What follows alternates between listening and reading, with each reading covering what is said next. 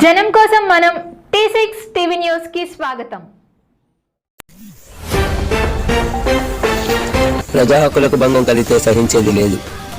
ఈరోజు జాతీయ మానవ హక్కుల పాలక సంస్థ మైనార్టీ అధ్యక్షుడు షేక్ బషీరుద్దీన్ ఆధ్వర్యంలో చీపురుపల్లి మండలంలో ఉన్న నాయుడు ఫంక్షన్ హాల్లో ప్రజా హక్కులపై అవగాహన సదస్సు మరియు నియోజకవర్గం బలోపేతమై జిల్లా కమిటీ సమావేశం ఏర్పాటు చేయడం జరిగింది.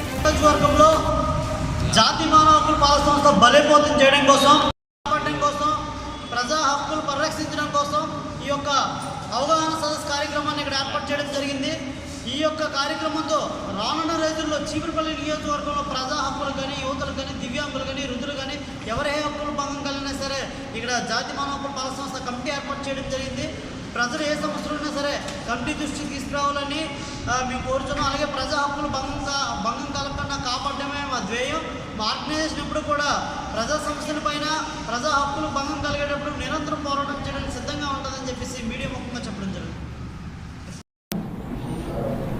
మరిన్ని అప్డేట్స్ కోసం లైక్ చేయండి, షేర్ చేయండి, సబ్స్క్రైబ్ చేయండి, బెల్ ఐకాన్ ని క్లిక్ చేయండి. Thanks for watching.